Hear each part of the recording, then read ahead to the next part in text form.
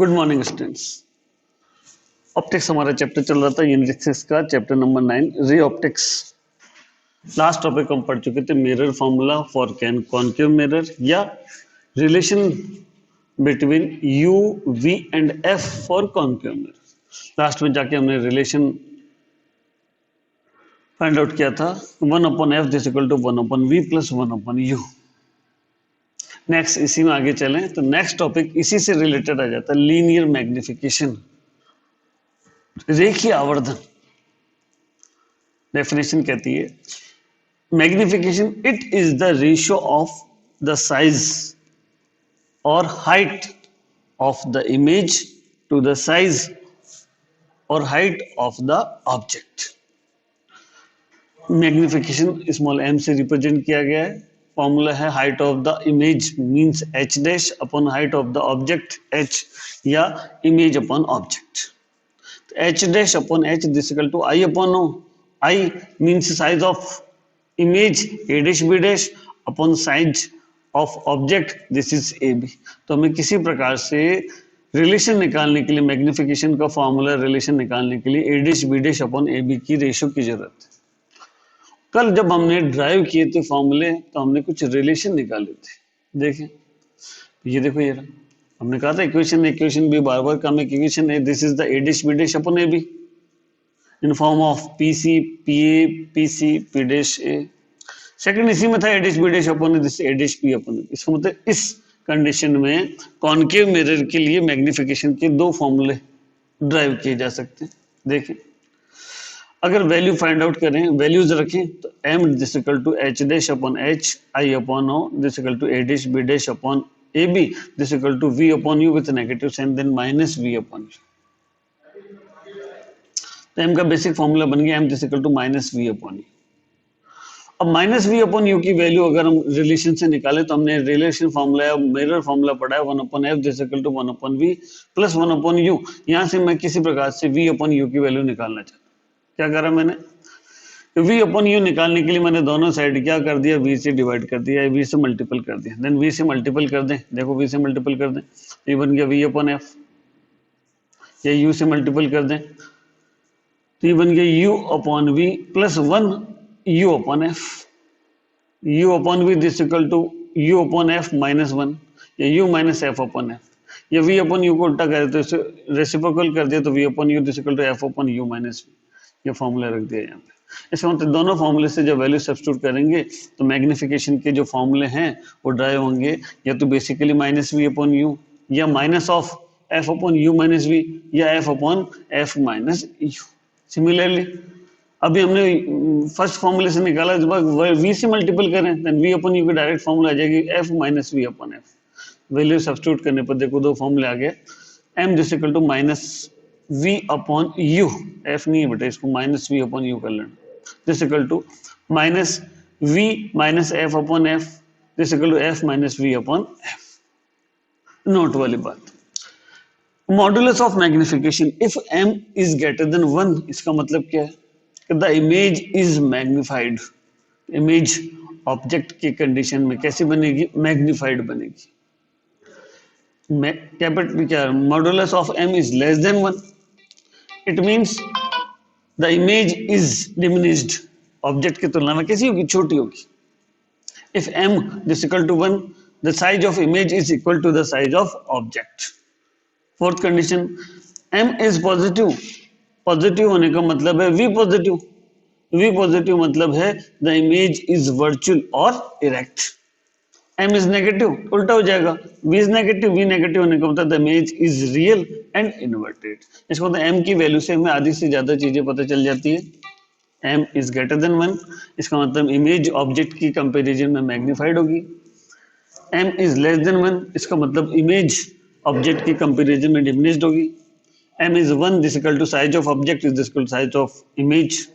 m greater than 1 या positive बोले m positive हो तो इमेज इज वर्चुअल और इरेक्ट m नेगेटिव हो तो रियल एंड इन्वर्टेड।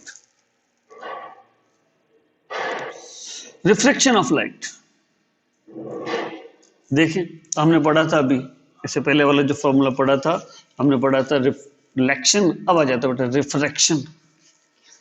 देखिए, the phenomena of change in the direction of the path of the light when it goes from one medium to another medium is called refraction of light.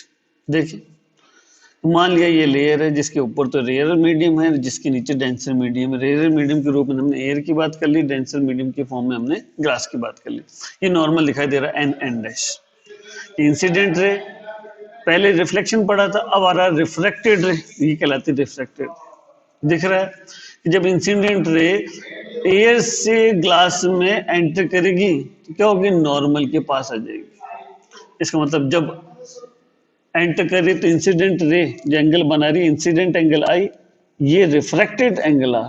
इसका मतलब जब air rare medium से denser medium में enter होती है तो i is greater than r बना रहेगा। उल्टा, जब डेंसर मीडियम से रेयर मीडियम में एंटर करेगी तो i is less than are.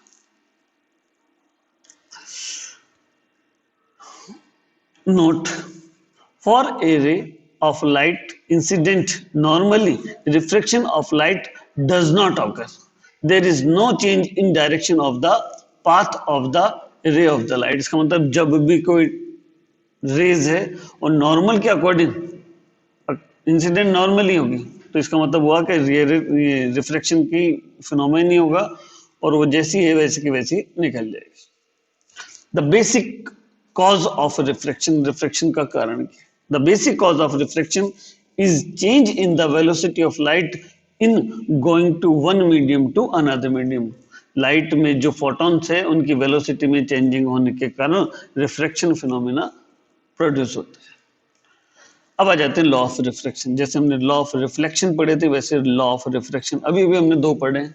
क्या देखा कि जब भी रेयर मीडियम से डेंसर मीडियम एंटर करेगी तो ये क्या होगी, नॉर्मल के पास आ जाएगी, और जब डेंसर मीडियम से रेयर मीडियम में एंटर करेगी तो नॉर्मल से दूर हट जाएगी। तो ये लॉ बन गए। तो whenever light goes from one medium to another medium, क्या क्या चीज चेंज होती है, क्या क्या चीज चेंज नहीं होती। देखें, whenever light goes from one medium to another medium the frequency of light and phase of light does not change. इसका मतलब उसकी फ्रीक्वेंसी में कोई चेंजिंग नहीं आती है।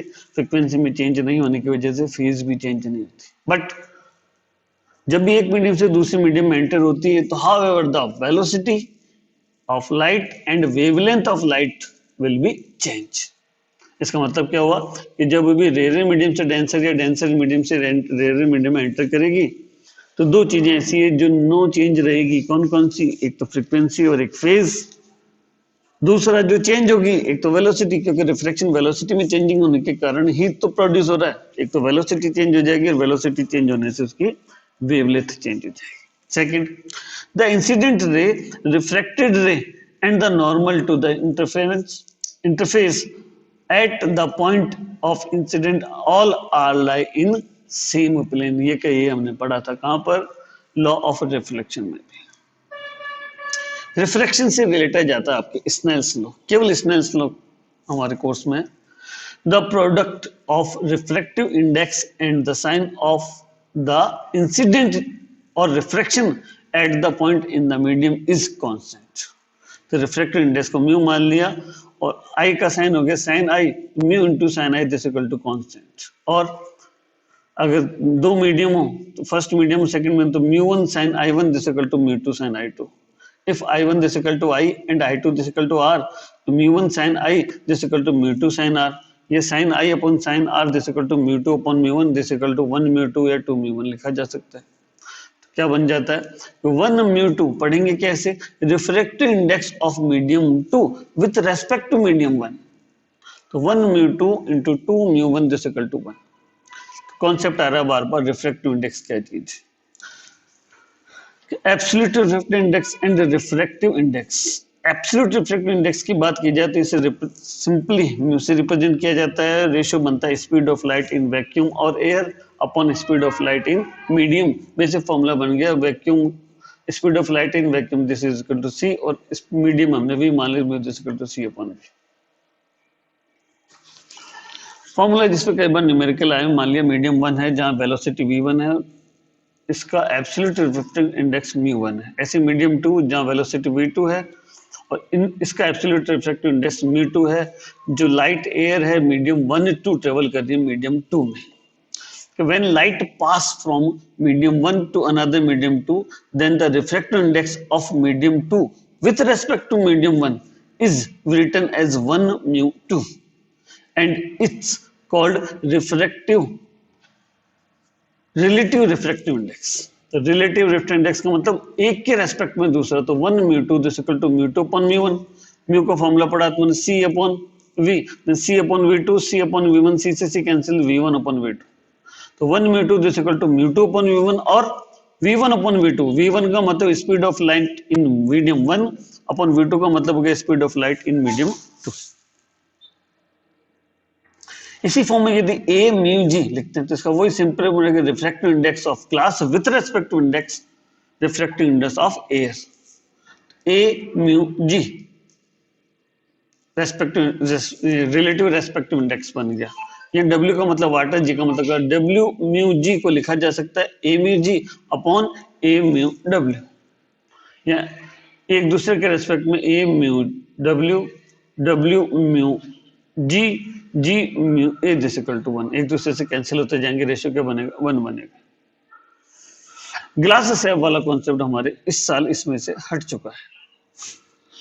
नेक्स्ट टॉपिक आ जाता है हमारे TIR, जो मैंने पहले ही बताया था मोस्ट इंपॉर्टेंट टॉपिक है इस साल के लिए, टोटल इंटरनल रिफ्लेक्शन। देखें अभी हमने रिफ्लेक्शन पढ़ा, रिफ्लेक्शन में हमने क्या पढ़ा कि जब भी लाइट रेज रेयर मीडियम से डेंसर मीडियम में ट्रेवल करेगी नॉर्मल के पास आ जाएगी, और डेंसर मीडियम से रेयर मीडियम में ट्रेवल करेगी तो नॉर्मल से फार अवे दूर हो जाएगी।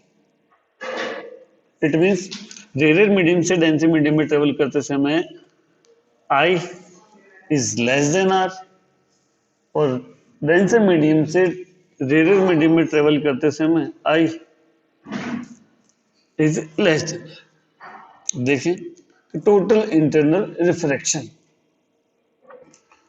दिख रहा है, ऊपर की ओर तो है रेयर मीडियम, नीचे है डेंसर मीडियम। इसका मतलब लाइट रेज ट्रेवल कर रही है डेंसर मीडियम से रेयर मीडियम। हर जगह आपको प्लेन के ऊपर नॉर्मल दिखाई गया। फर्स्ट रेस की बात करते हैं, कौन सी दिखाई दे रही है, जो पॉइंट क्यू पर इंसिडेंट हो रही है। पॉइंट क्यू पर जब इंसिडेंट हो रही है तो इंसिडेंट एंगल I है, रिफ्रैक्शन एंगल R है। निश्चित है जब डेंसर मीडियम से रेयर मीडियम में ट्रेवल करेगी then I is greater than R। I को थोड़ा सा और बढ़ाया जाए, आ जाते हैं पॉइंट C पर। I को हमने क्या करा और बढ़ा दिया। देखिए जैसे I बढ़ेगा निश्चित है डेंसर से रेयर मीडियम में ट्रेवल करते समय R उसी रेशियो में और बढ़ेगा। बढ़ते बढ़ते कंडीशन आ गई जब हमने I की एक पर्टिकुलर वैल्यू पर R बढ़ते बढ़ते 90 डिग्री हो गया। इसका मतलब यहाँ इंसिडेंट एंगल एक पर्टिकुलर एंगल है जिस पर R कैसा हो गया, रिफ्रैक्टेड हो गया, नॉर्मल के परपेंडिकुलर हो गई। इट मीन जब I this equal to particular angle होगा तो R कैसा हो जाएगा 90। इसी पर्टिकुलर एंगल को हमने नाम दिया C, जो कहलाता है क्रिटिकल एंगल। इसका मतलब इंसिडेंट एंगल की वह पर्टिकुलर वैल्यू जहां पर रिफ्रैक्शन एंगल 90 डिग्री हो जाता है, इसी एंगल को हमने नाम दे दिया क्रिटिकल एंगल, जिसे बोलते हैं क्रांतिक कोण। यदि इंसिडेंट एंगल की वैल्यू इस क्रिटिकल एंगल से और ज्यादा कर दी जाए, क्या देखेंगे, रिफ्रैक्शन होने की बजाय रिफ्लेक्शन होने लग जाएगा। दिख रहा है I is greater than C, then R is greater than 90। इसका मतलब डेंसर से वापस डेंसर में ही वापस रिफ्लेक्ट होने लग जाएगी, और इसी फिनोमेना को नाम दे दिया गया यहाँ TIR, टोटल इंटरनल रिफ्लेक्शन।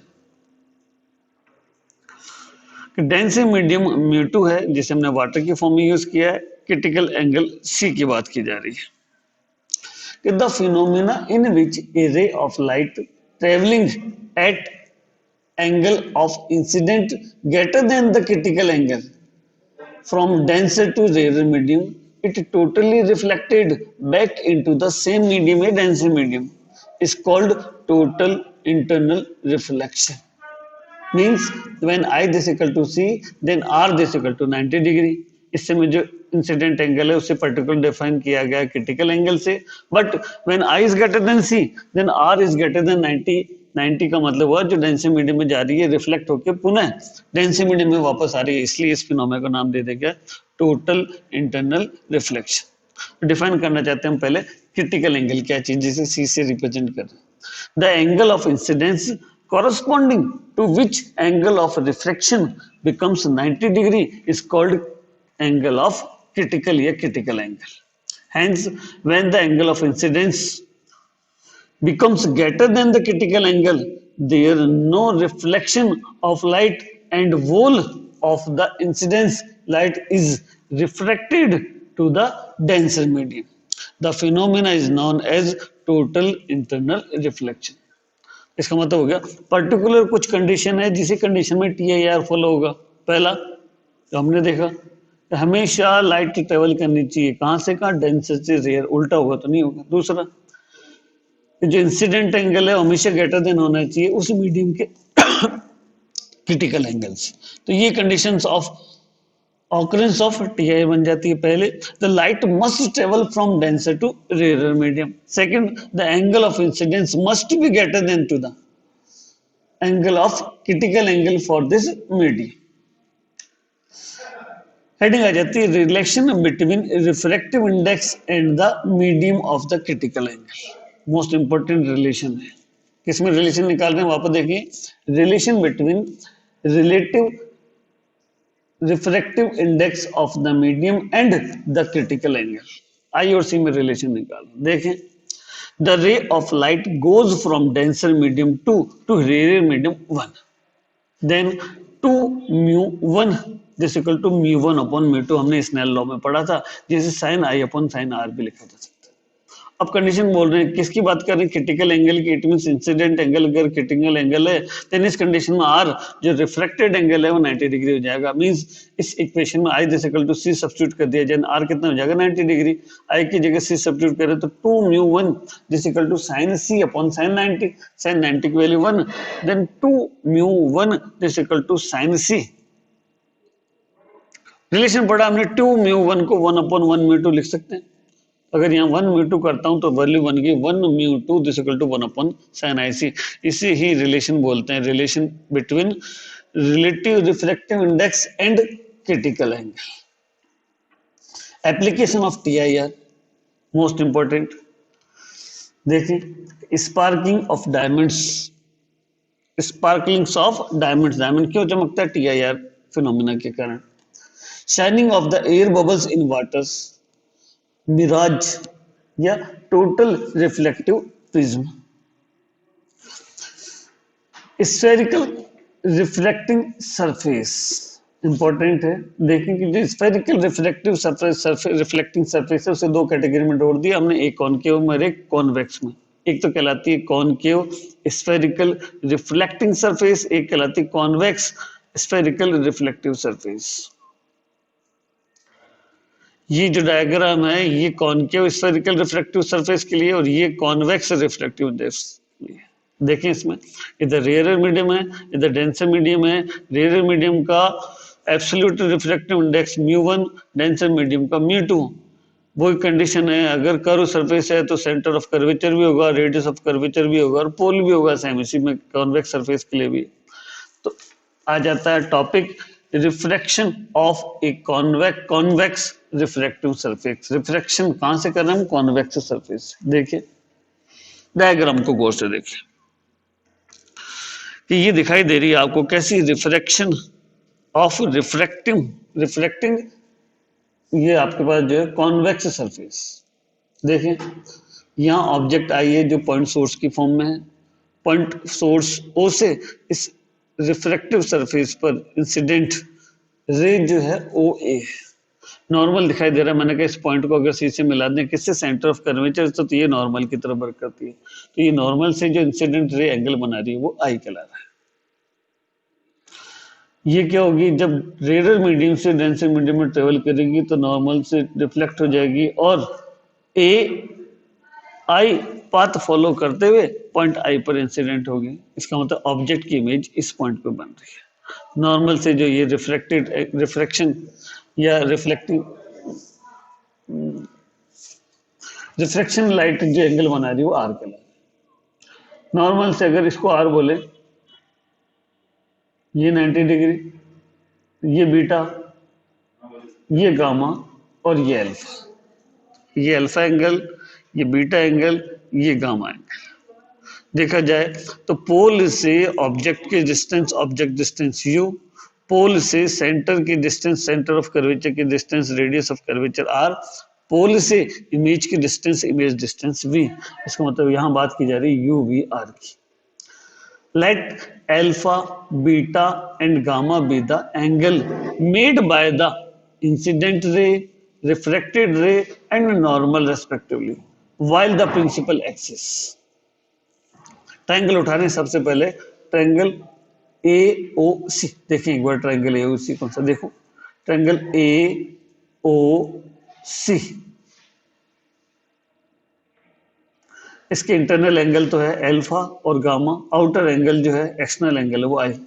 पढ़ा हमने इंटरनल एंगल का सम आउटर एंगल के इक्वल रहता है।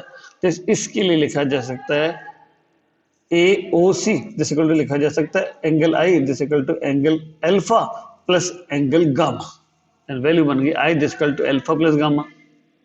Similarly for triangle A I C, यहाँ पे भी outer angle r this equal to small r plus beta, small are this equal to R minus beta. देखा जाए थीटा हमने पढ़ा है, थीटा टेन थीटा वो ये perpendicular upon base L upon r, then we get alpha beta और gamma के तीनों की वैल्यू इस फॉर्म में निकाले, N upon N O, N upon N I, A N upon N C. Values किसी में भी सबसे पहले इसमें रख दें, i this equal to alpha plus gamma, ये बन गया i this equal to alpha की value A N upon N O plus gamma की value A N upon N C. इसी फॉर्म इक्वेशन सेकंड में जब वैल्यू सब्स्टिट्यूट करेंगे, r this equal to A N upon N C minus A N upon N I, i की value भी आ गई, are की value भी आ गई। Aperture of spherical surface is very small, so print n very large to the point P, then n जो pointer से P से replace किया जा सकता है, देन इसी इक्वेशन में I की वैल्यू तो बन जाएगी आपके पास AP upon PO plus AP upon PC, R this equal to AP upon PC minus AP upon PI। Now according to Snell's law भी पढ़ा था, one mu two this equal to sine I upon sine r. Sine i और r दोनों की value है, sign आई angle बहुत छोटा हो तो साइन आई को आई लिखा जा सकता है, साइन आर को आर लिखा जा सकता है। तो वन म्यू टू पढ़ा था हमने, इसलिए mu two upon mu one this equal to sine I upon sine r, ये mu two upon mu one this equal to i upon r. Cross multiplication करें तो mu one i this equal to mu two r, i और r की दोनों की value यहाँ से उठाकर हमने इसमें सब्स्टिट्यूट कर दी, mu one AP upon PO plus AP upon PC this equal to mu two AP upon PC minus AP upon PI। देखा जाए तो सभी जगह से AP कॉमन आके कैंसिल हो रहा है, then mu one 1 upon PO plus 1 upon PC this equal to mu two 1 upon PC minus PI। P से O की डिस्टेंस, O ऑब्जेक्ट कहलाया तो निश्चित इसे U से रिप्लेस किया जा सकता है। P टू C पोल से सेंटर ऑफ कर्वेचर, ये बन जाएगी radius of curvature, PC radius of PI पोल से इमेज की डिस्टेंस दिस इज V से रिप्लेस की जा सकती है। ये क्या करा इसने, μ1 का अंदर मल्टीपल कर दिया और सारी वैल्यूज सब्स्टिट्यूट कर दी, बन गया देखो μ1 upon PO plus μ1 upon PC this equal to μ2 upon PC minus μ2 upon PI। दो रेशियो में PC सेम आ रहा है, इन दोनों को एक साथ लेके PC को कॉमन ले लिया, बची हुई चीजें ऐसी बनी रहेगी। तो इक्वेशन बन गई आपके μ2 upon PI plus μ1 upon PO this equal to μ2 minus μ1 upon PC। इन वैल्यूज को सब्स्टिट्यूट करेंगे तो P से I की वैल्यू को V से रिप्लेस किया जा सकता है, P से O उल्टी चल रही इंसिडेंट एंगल इसलिए U बनेगी but with negative sign minus U। P से C की डिस्टेंस R, इन वैल्यूज को सब्स्टिट्यूट किया जाए तो μ2 upon V minus μ1 upon U this equal to μ2 minus μ1 upon R। इसमें से अगर पूरे में से μ2 को कॉमन ले लिया जाए तो μ2 अपॉन μ1 अपॉन V, यहाँ से μ1 कॉमन के 1 upon U this equal to μ2 minus μ1 upon 1 minus R, क्योंकि जहाँ μ2 अपॉन μ1 है उसे μ से रिप्लेस किया जा सकता है, relative refractive index μ upon V minus 1 upon U this equal to μ minus 1 upon R। यही फॉर्मूला कहलाता है किसके लिए, रिफ्रैक्टिव कॉनकेव सरफेस के लिए relation between U, V and R। Next आ जाता है the lenses. A lens is a portion of transparent relative reflective medium bound by two spherical surface और वन स्फेरिकल सरफेस और अदर प्लेन सरफेस। लेंस को दो category में divide कर दिया, कॉनकेव सरफेस और कॉन्वेक्स सरफेस। कॉनकेव सरफेस को convergent lens भी कहा जा सकता है और कॉन्वेक्स को डाइवर्जेंट लेंस भी कहते हैं। अब कॉनकेव या कन्वर्जेंट लेंस को फिर तीन कैटेगरी में डिवाइड किया जा सकता है। डबल कॉनकेव, जिसकी दोनों सरफेस कॉनकेव हो। प्लेन कॉनकेव, इसका मतलब एक सरफेस प्लेन हो और एक सरफेस कॉनकेव हो। या कॉनकेव कॉनकेव, इसका मतलब एक कॉन्वेक्स हो और एक कॉनकेव हो। इसी प्रकार हम देखें तो कॉन्वेक्स लेंस को भी तीन कैटेगरी में डिवाइड किया जा सकता है। डबल कॉन्वेक्स, जिसकी दोनों सरफेस कॉन्वेक्स हो। प्लेन कॉन्वेक्स, एक सरफेस प्लेन और एक कॉन्वेक्स हो। एक कॉन्वेक्सो कॉनकेव, एक तो कॉन्वेक्स और एक concave. Term use in lens, lens में जो टर्म्स काम में आएगी, देखिए सबसे पहला काम आएगा ऑप्टिकल सेंटर। ये जो लेंस का सेंटर कहलाता है सी, वो हमने पोल की बात करी थी, यहाँ सी की बात की जाएगी। ऑप्टिकल सेंटर सी क्या कह रहा है डेफिनेशन में, the point in the lens through which rays of light pass undivided undeviated. इसका मतलब ऑप्टिकल सेंटर वो सेंटर है या वो पॉइंट है लेंस के अंदर जहां से कोई भी रेज, जब लाइट रेज पास आउट होगी तो वो डिफ्लेक्ट नहीं होगी, जैसी है वैसी की वैसी पास आउट हो जाएगी। सेकंड आ जाता है प्रिंसिपल फोकस। प्रिंसिपल फोकस का मतलब वही है, the point on the principal axis where the incident ray of light travelling parallel to the principal axis meet और appear to meet after reflecting through the lens is principal focus. देखा जाए तो ये convex के लिए principal focus और ये concave surface के लिए प्रिंसिपल फोकस बन गया। नेक्स्ट आ जाती है फोकल लेंथ। वही ऑप्टिकल सेंटर से फोकस की जो प्रिंसिपल फोकस की डिस्टेंस है वही क्या कहलाती है, फोकल लेंथ। इसे स्मॉल एफ से रिप्लेस किया जाएगा। बट कंडीशन आ जाएगी, जब हम बात करेंगे, इसे हम जनरली बोलते हैं कॉन्वेक्स लेंस, ये कहलाता है कॉनकेव लेंस। जब हम कॉनकेव लेंस की बात करेंगे तो फोकल लेंथ नेगेटिव होती है, क्योंकि दिखाई दे रहा है सेंटर, ऑप्टिकल सेंटर से एफ को फॉलो करेंगे तो इंसिडेंट रे के अपोजिट फॉलो हो रही है, इसलिए माइनस। तो कॉनकेव लेंस की फोकल लेंथ नेगेटिव होती है और कॉन्वेक्स लेंस की फोकल लेंथ पॉजिटिव होती है। नेक्स्ट आ जाता है लेंस मॉकर फॉर्मूला, मोस्ट इंपोर्टेंट, इसे हम नेक्स्ट क्लास में कंप्लीट करें। Thank you.